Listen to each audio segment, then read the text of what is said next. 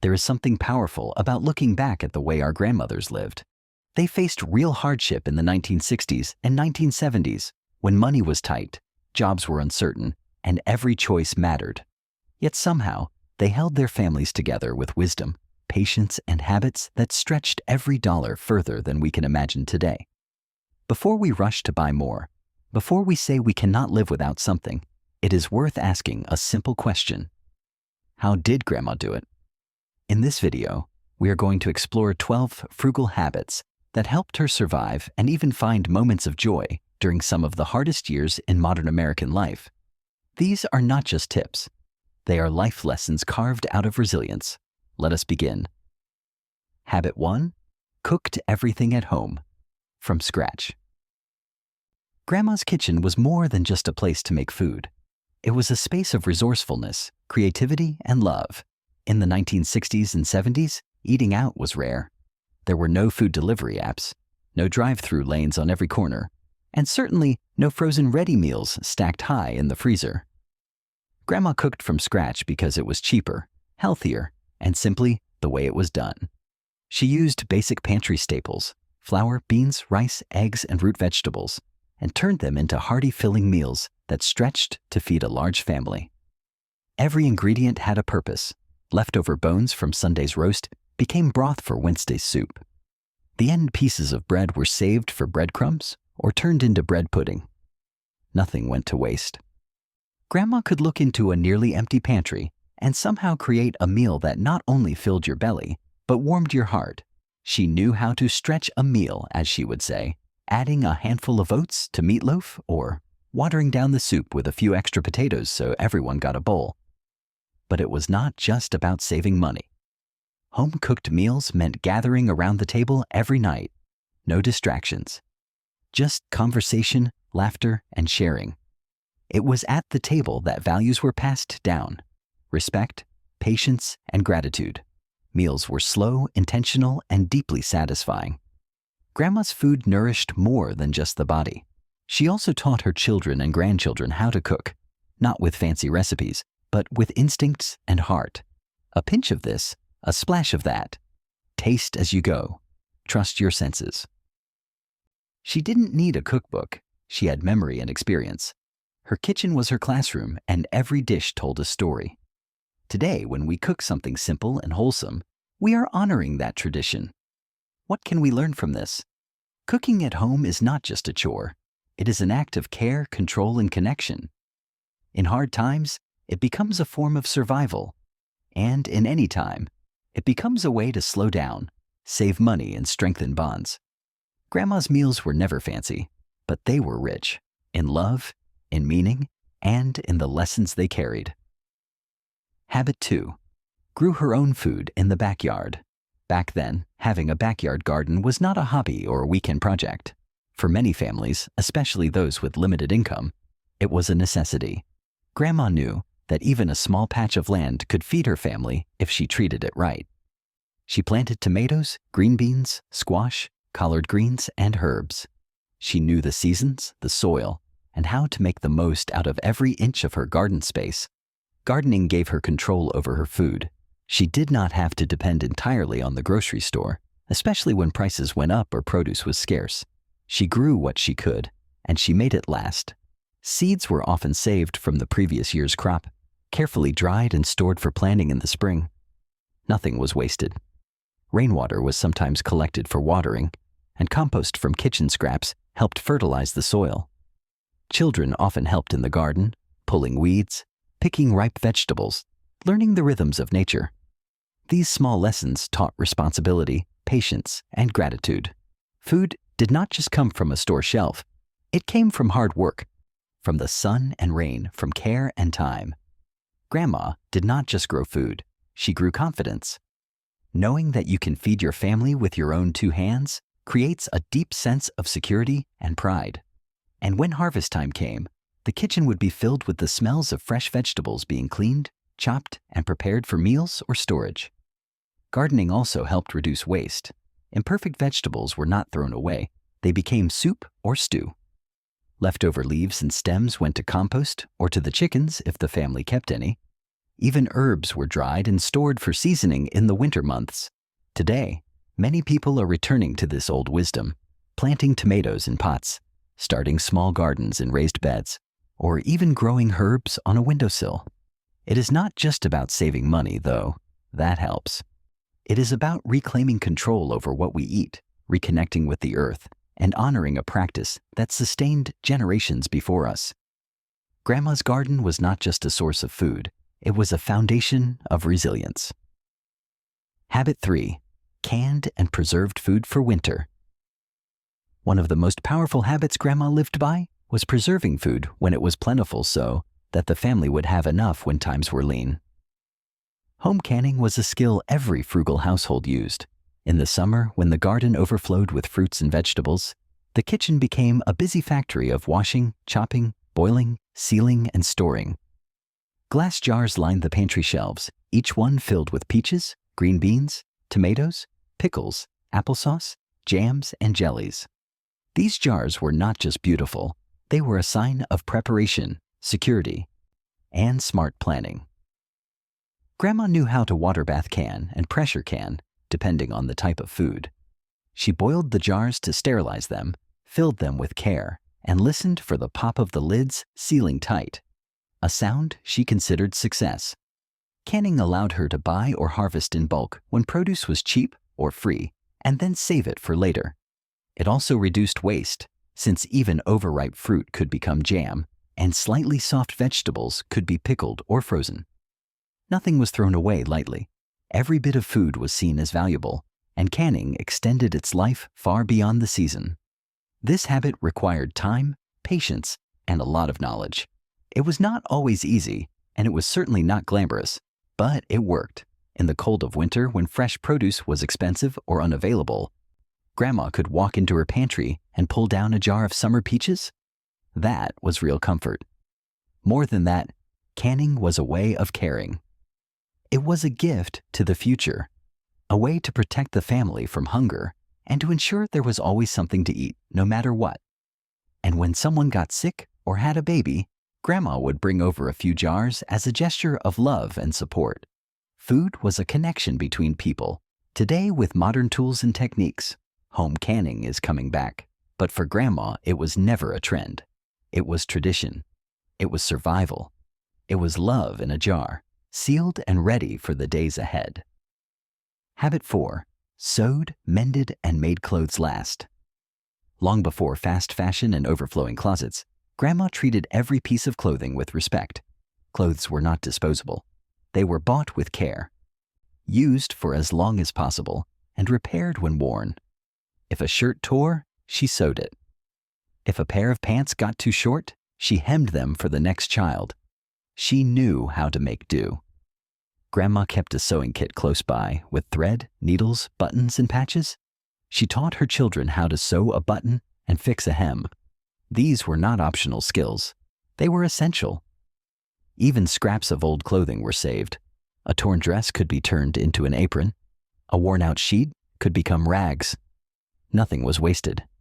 In some rural areas, families used flour sacks or feed sacks, large cotton bags that once held flour or grain, to make dresses, blouses, or pajamas for their children. The companies even started printing patterns on the fabric to appeal to housewives. It might sound unbelievable today, but for Grandma, it was common sense. The fabric was strong, clean, and free. Why let it go to waste? Beyond saving money, sewing taught patience, discipline, and pride in one's work. Wearing something made or repaired at home was not a sign of poverty. It was a symbol of skill and resilience. Grandma often passed these skills down, so even the youngest children learned to thread a needle and stitch a straight line. In modern times, we often throw away clothing at the first sign of wear. But what if we slowed down, fixed things, and appreciated the effort it takes to make them last?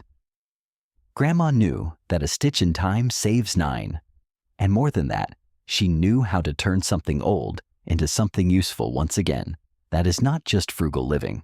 It is wisdom passed down, one stitch at a time. Habit 5. Saved and reused everything to Grandma. Almost nothing was truly garbage. Everything had a second life, A new purpose or some kind of use waiting to be discovered? Glass jars were washed and reused to store leftover food. Buttons, sewing needles, dried herbs, or even homemade pickles. Tin cans were cleaned out and repurposed as pencil holders, tool containers, or mini planners.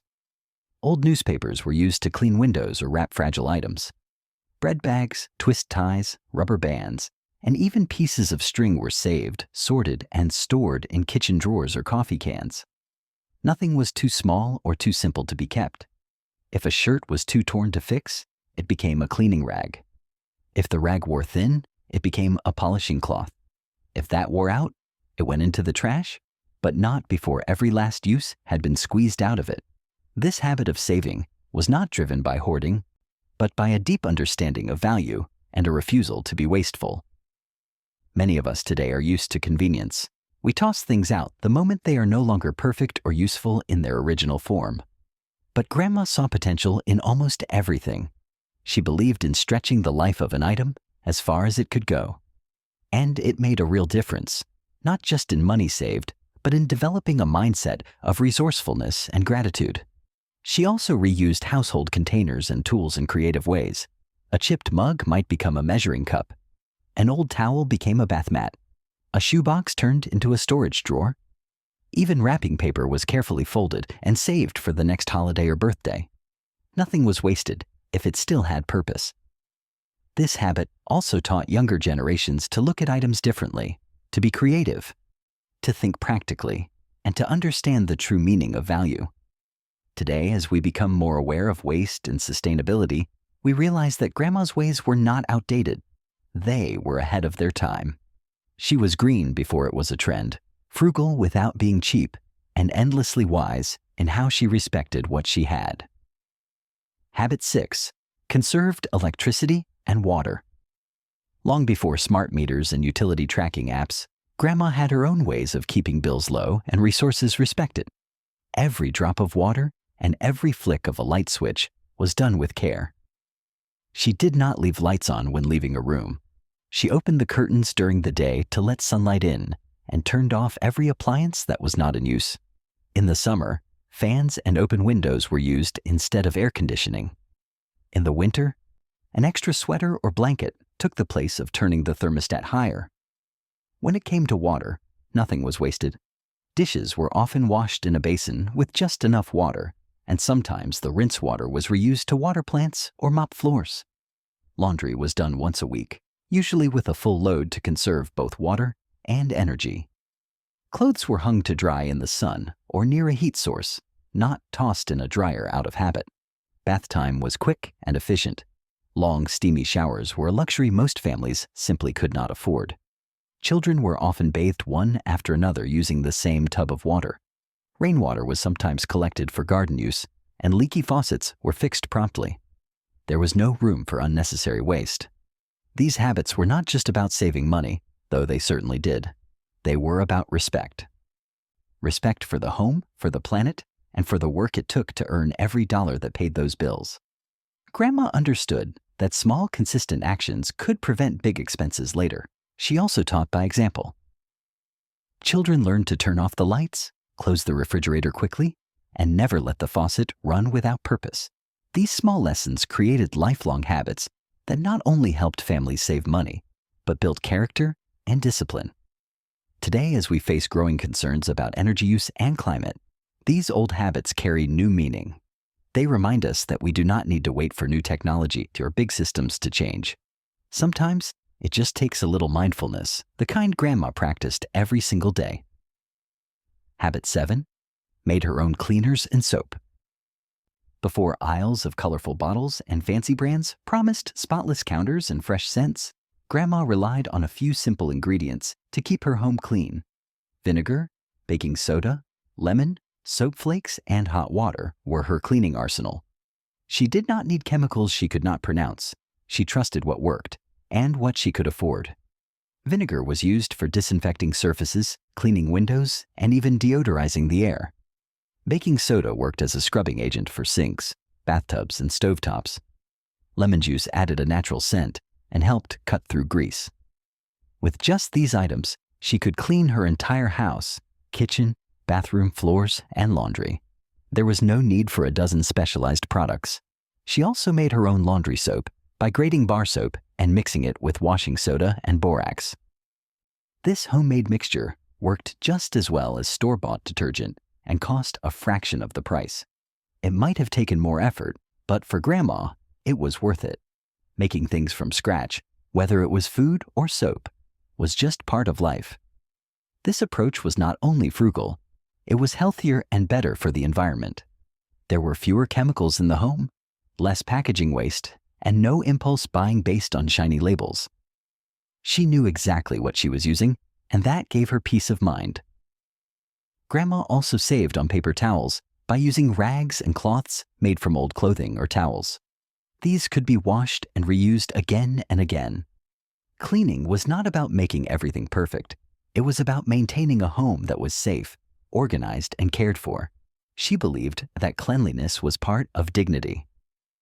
Keeping the home tidy and clean, even with limited resources, was a form of respect for herself, her family, and the space they shared.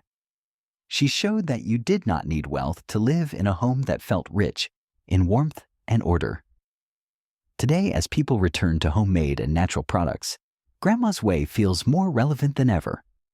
She reminds us that simplicity often works best, and that the best solutions are the ones we can make with our own two hands.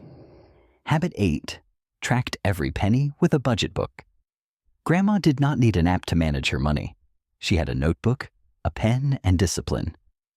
Every dollar that came in and every cent that went out was written down, carefully, clearly, and honestly. Whether it was money earned from sewing for neighbors, a husband's paycheck, or a small government check, she tracked it. No amount was too small to be accounted for. She often used envelopes to separate money for different needs: groceries, rent, clothing, church donations, school supplies, and emergencies. If the grocery envelope was empty, then it meant no more grocery shopping until the next payday. There were no credit cards, no overdraft fees, and no impulse buys. If they could not afford it, they did not buy it. This habit required self-control, but it also created freedom. By knowing exactly where their money went, Grandma avoided surprises. She knew when she could be generous and when she needed to hold back. She planned for school shoes in the fall and saved up for holiday meals months in advance. Budgeting also meant that the family was involved. Children learned the value of a dollar because they saw the effort it took to earn and protect it. They knew why asking for something extra was sometimes not possible, and they learned to appreciate what they had. There was also a sense of pride in making money stretch. It was not about being cheap. It was about being smart. Every dollar was respected because it came from hard work. There was joy in finding a good deal, satisfaction in paying bills on time, and peace in knowing the pantry was full, even if just with rice, beans, and canned vegetables. Today, many families struggle to manage their finances, often overwhelmed by complexity and noise. Grandma's method was simple, but it worked. It gave structure in uncertain times and turned the act of spending money into an intentional decision. She treated budgeting not as a burden, but as a form of care for her family, her future, and herself. Habit 9. Shared, swapped, and bartered with neighbors. In the days before big box stores and online shopping, many families leaned on each other to make ends meet. Grandma was part of a community that believed in helping, sharing, and trading, rather than buying everything with money. If she had extra tomatoes from the garden, she might give some to a neighbor who had fresh eggs. If she baked more bread than needed, she would bring a loaf to someone who had just had a baby or lost a job. This was not charity. It was mutual support. Bartering was common. A jar of homemade jam could be traded for a few hours of babysitting. Someone might fix a leaky pipe in exchange for a homemade pie. The idea was simple. Everyone had something to offer, even if it was not cash. This spirit of exchange helped communities survive, especially when money was scarce. Neighbors looked out for each other. They watched one another's kids, helped during harvest, shared tools, and even passed around recipes and sewing patterns. No one felt completely alone. People leaned in rather than pulled away during tough times. Grandma believed that a strong neighborhood was worth more than any bank account. These relationships were built on trust. You helped because you cared, not because you expected something back right away. The act of giving had value in itself, and most of the time, it came back around when you needed it most. If someone had a medical emergency, others pitched in with meals. If a car broke down, someone offered a ride to work. This quiet web of kindness kept families afloat. For Grandma, this kind of community connection was not just about survival, it was part of her values. It taught her children that wealth is not measured in dollars, but in relationships and reliability. In today's world, where isolation is common and help can feel hard to ask for, her example is a reminder. Sometimes the best support system is not what you own, but who you know and how you show up for each other. Habit 10. Found joy in simple free entertainment. Grandma knew how to enjoy life without spending a dime. She believed happiness came from the people around her, not from material things. In the evenings, she would sit on the front porch with a cup of tea, watching the sunset or listening to the crickets. Some nights were spent playing card games with the family, telling stories, or singing along to the radio. There was laughter, connection, and peace. Back then, entertainment was not something you had to buy. Families gathered around the table after dinner for puzzles or board games. Children played outside with homemade toys, sticks, or even just their imagination. They made up games, built forts, or chased fireflies until it was time to come in for bed. And those moments are remembered with more fondness than any expensive outing. There were no phones to scroll, no subscription fees, no constant distractions. Attention was given freely, and time felt fuller. People visited one another without needing a reason. A cup of coffee and a good conversation were enough to make a day feel special. Grandma taught her children that joy did not depend on having the newest toy or the latest trend. It came from creativity, gratitude, and presence. A good book from the library could open the mind. A walk in the woods could restore the soul. A picnic with homemade sandwiches could feel like a feast. This kind of joy is lasting. It does not disappear when the battery runs out or the money is gone. It stays in the heart and becomes part of who we are. In a world that often tells us we need more to be happy, Grandma's way reminds us that we actually need less, but we need to be more present, more together, and more grateful. Her example is an invitation to slow down, look up, and remember that life's best memories are made in the quiet, simple moments we too often overlook. Habit 11. Taught her children to be resourceful. Perhaps one of Grandma's greatest legacies was how she raised her children, not to expect everything handed to them, but to know how to earn, fix, create, and save.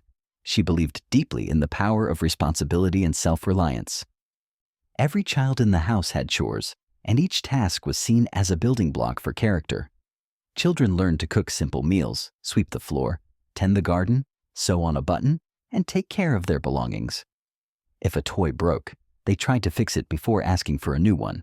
If they wanted something, they learned to wait, save, or work for it. These were not punishments. They were preparations for life. Grandma did not spoil her children, not because she did not love them, but because she did. She wanted them to grow strong, wise, and capable. She knew life could be hard, and she believed that giving them tools to handle hardship was the most loving thing she could do. Her discipline came with warmth. Her expectations came with encouragement. She also led by example. Her children watched her stretch every dollar, patch every piece of clothing, cook every meal from scratch, and face difficulties with grace. She talked them through choices, explained consequences, and celebrated the small victories, like saving enough for a new pair of shoes or finishing a school year strong. Many of those children carried her lessons into adulthood, raising their own families with the same mix of love and practicality. They passed on the value of hard work, the importance of saving, and the pride in knowing how to do things yourself.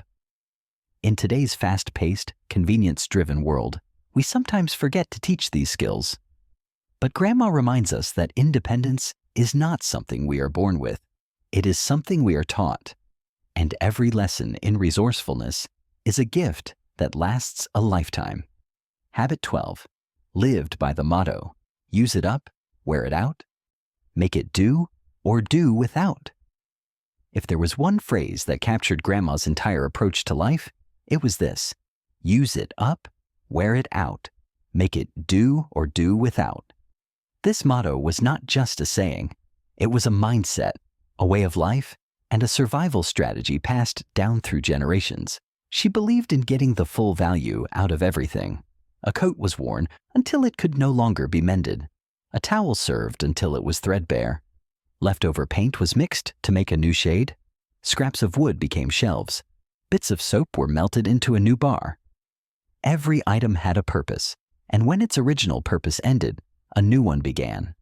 This philosophy came from necessity, but it also built character. It taught patience, gratitude, and creativity. It forced people to pause before replacing something, to ask, can I fix this? Can I repurpose it? Can I live without it? Most of the time, the answer was yes. Doing without was not always easy, but it was not seen as shameful. It was often a source of pride. Making things work with less meant you were smart, adaptable, and strong. It meant you could survive hard times and still take care of your family. It meant you were in control of your needs, not controlled by them. Today, we are surrounded by advertisements urging us to buy more, replace faster, and never settle. But Grandma's motto is more powerful than ever. It invites us to live with intention, to appreciate what we have, and to rediscover the satisfaction of making do. In her world, enough was truly enough. And somehow, with less, she gave more. More wisdom, more warmth, more stability, and more love. That motto was not just a tool for surviving hard times. It was a philosophy for building a life of substance and meaning, no matter what the world threw her way.